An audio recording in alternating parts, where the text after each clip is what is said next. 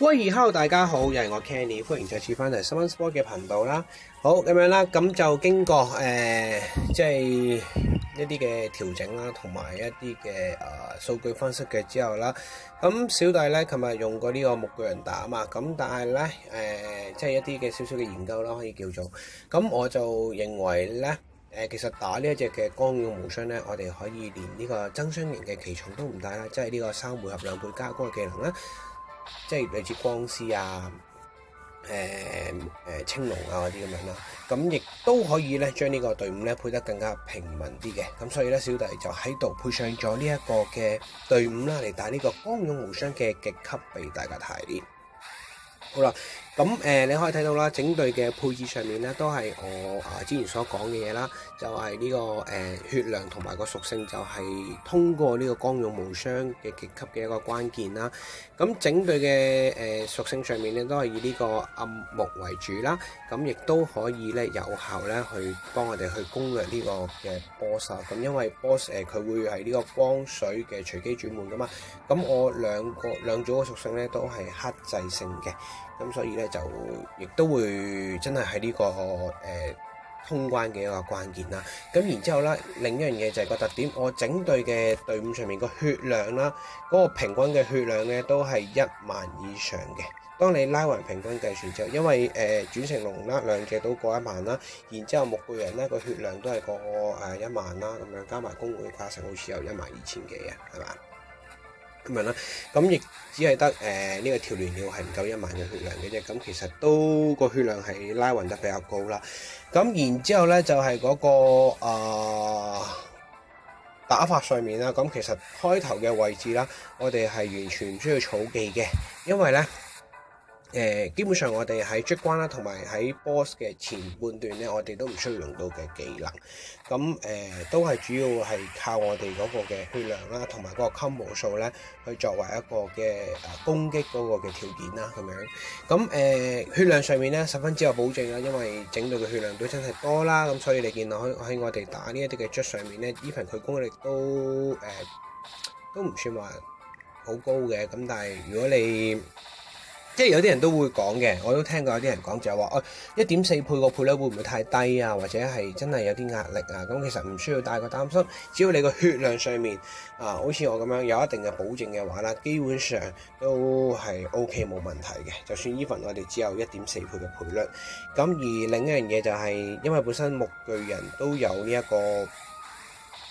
隊長技，就係呢個每5回合回復10% 嘅血量嘛。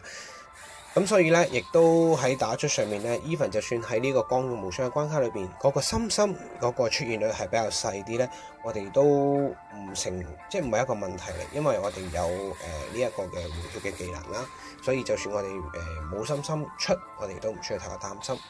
最緊要就係 keep 翻比較多少少嘅血量入呢個 boss 關嘅啫。咁如果真係你覺得個血量太少喎，咁樣咁唔緊要嘅，我哋可以先卡啲小怪啦，即係卡呢啲嘅卒啦。咁我哋喺適當嘅時候咧卡，因為你每回合可以回到1次血啊嘛，咁你咪卡佢5回合咯。咁然之後回1次血就 OK 噶啦，咁樣。咁呢個就係個攻略嘅方法啦。咁而一啲朋友可能真係我真係冇木巨人，我冇打到喎，咁樣。咁其實都 OK 嘅，你可以考慮咧木巨人咧換呢個叫木騎士都得，係啦。咁其實都可以，只不過係個擺 K 上面要有啲唔同嘅啫。你可以將呢個木騎士啦擺喺呢個木轉成龍嘅位置。咁轉頭我再講咁樣啦。咁嗱嚟到呢個位置啦，咁其實我哋都可以進入呢個 boss 關嘅啦，因為我哋唔需要儲技都 OK 嘅。好啦，咁樣啦，咁入到嚟 boss 關嘅位置啦，準備。OK， 係啦，入到嚟 boss 啦。好，咁樣啦，入到嚟 boss 嘅位置啦，咁我哋就要開始先行走棋噶啦。咁其實啦，小弟打咗都好多場嘅經驗啦。咁其實呢一隻嘅海格力斯嘅上方咧係會比較安全啲嘅，所以都會建議大家啦。咁上面咧可以擺2隻奇重都得，係啦咁樣。咁呢度咧佢會出光壓啦，咁我就將我隻嘅木巨人啦，咁先後回避一下啦。咁轉頭咧，我哋再走去佢嘅上方就 OK 嘅啦。咁如果啦，頭先我所講啦，如果你真係將呢個木騎士咧，去代替呢個倍率比較高少少嘅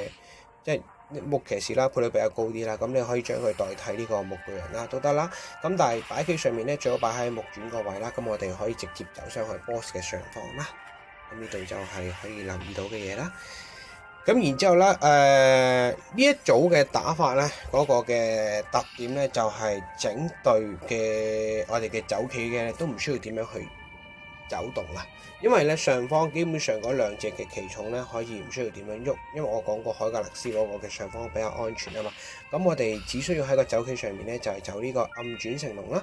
嘅位置啦，同埋呢一個嘅跳亂鳥嘅位置就 OK 噶啦咁樣。咁亦都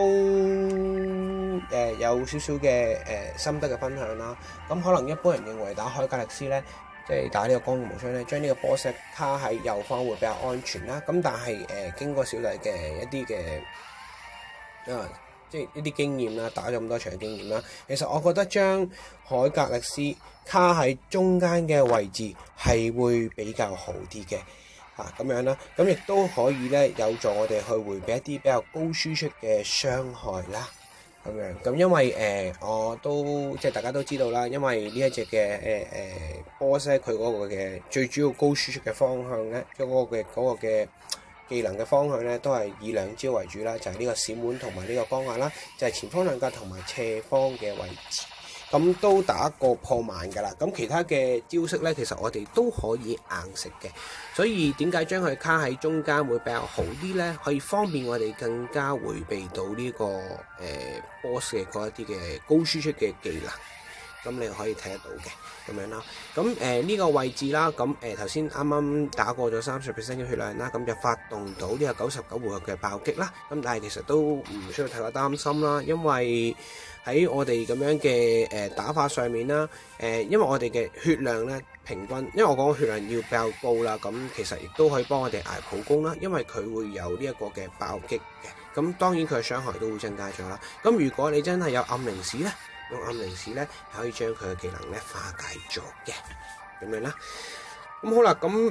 嚟到呢個位置啦，其實你見到我上方嗰兩隻嘅奇蟲啦，即係木巨人同埋呢一個木轉成龍嘅奇蟲啦，其實都唔需要點樣走動，因為波西高輸出嘅方向咧。主要都係維持喺前方嘅位置同埋斜方嘅位置啦。咁所以我哋基本上淨係走兩隻奇蟲就 OK 嘅啦。咁樣，咁你都可以睇到啦，因為我嗰個嘅配對上面嗰個嘅箭頭都十分之靈活啦。咁所以基本上我哋都唔需要話驚好容易食到一啲高輸出嘅傷害嘅。咁最多都係食呢一個叫咩啊？嗰個叫咩啊？左腕同埋右腕係啦，左腕嘅右腕。咁啱啱啦，亦都打過咗佢50% 嘅血量啦，所以就都發動到佢嗰個嘅被動技能咧，就係呢一個嘅榮光，咁就換血8萬啦。咁所以其實咧打呢一隻嘅海格力斯可以話係打48萬血先啱嘅。係啦，咁至於咩條件可以唔發動到咧？咁我就好似唔得，榮光好似一定會發動嘅。只係10% 以下嘅，同埋呢個70% 嗰個嘅爆擊咧，係有條件唔發動嘅啫。咁10% 以下咧就係隨機嘅，係啦，就係呢個五方雙光同埋呢一個大地明洞啦。所以咧，我哋亦都點解我頭先講唔需要用技能？因為我哋咧技能咧係留到最尾先用嘅啫。咁前半段咧，我哋都唔需要用技能嘅。最緊要留翻啲技能咧，就係喺你陣間用就 OK 噶啦，因為我哋要喺10% 前開始開你嘅技能，然之後我幫助你咧一下打死佢，咁你就可以避過咗引發到佢嗰個嘅被動技能啦。好啦，咁樣啦，咁嚟到呢個位置啦，咁係啦，咁佢會出呢一個三方嘅重壓啦，就係打下方兩格啦，所以我就將我隻跳亂鳥咧離開佢嘅下方啦，咁樣。係啦，咁你見到其實咧，同埋呢組嘅打法咧，個特點就係基本上我嗰個嘅 combo 數咧都維持喺呢個21個 combo 至24個 combo 上面。咁我亦都係我哋最主要嘅輸出啦。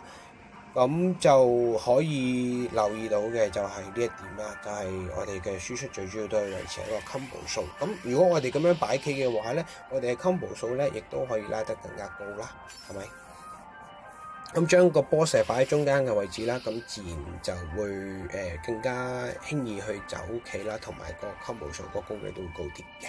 咁呢個位置啦，我覺得自己有少少走得唔係幾好啦。其實我覺得我隻跳亂鳥咧係唔需要死，咁但係咧喺呢個位置其實我好有猶豫，我應該走去邊？咁同埋嗰刻咧，好似自己咧個腦唔係好清晰啊，咁結果咧我就走錯咗呢一步，咁亦都令到咧我隻跳亂鳥咧係要犧牲。其實應該跳亂鳥咧向下走一格就 OK， 咁就可以迴避到咧呢個 boss 嗰個嘅係咪啊？係啦，向下走一格就可以迴避到我哋嗰個 boss 嘅攻擊啦。咁亦都唔需要死咗跳亂鳥啦，我覺得始終可能少一回合死就更加理想啦，整隊嘅打法即係更加完美啦，我覺得係啊。